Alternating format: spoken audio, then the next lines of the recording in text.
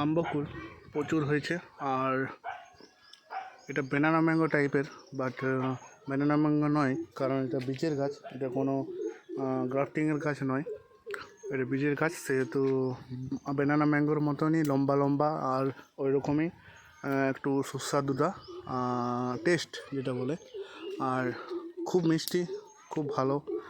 আর এই যে দেখতে পাচ্ছেন ছোট ছোট অনেক এই যে আম আম হয়ে আছে, এই যে দেখতে পাচ্ছেন প্রচুর ধরেছে আর প্রচুর বকুল দিয়েছে। জানি না অত থাকবে কি না, বাট দেখা যাক, স্প্রে তো করছি। আর এইগুলোতে ছোটো ছোটো এই যে পিঁপড়ে হয়েছে, জানি দেখতে পাচ্ছেন কি না, এই যে ছোটো ছোটো অনেক পিঁপড়ে হয়েছে, লাল লাল, এই যে লাল লাল পিঁপড়ে ঘুরে বলছে। বাট এগুলোকে কিছু কেয়ার করি না, কারণ গাছেই থাকে এগুলো, তো সেহেতু সেভাবে কিছু স্প্রে করি না আমি।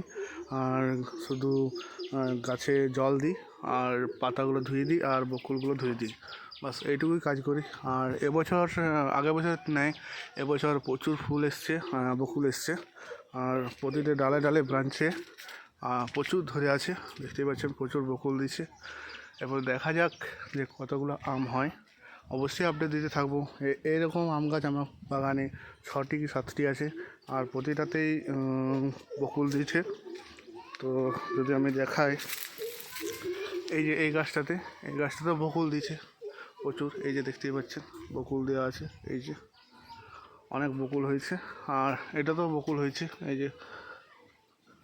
আর আরেকটা আছে, এটার ভ্যারাইটিটা আমার ঠিক মনে নেই, বাট খুব সুন্দর।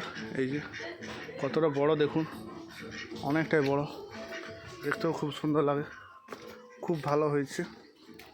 তো দেখা যাক কতদূর কী হয় এবং কতটা আম হয়, আপডেট অবশ্যই দেবো। তো এই পর্যন্তই ভিডিওটা ছিল। যদি ভালো লাগে ভিডিওটা অবশ্যই লাইক করবেন, কমেন্ট করবেন। দেখা হচ্ছে পরের ভিডিওতে। ভালো থাকবেন, সুস্থ থাকবেন।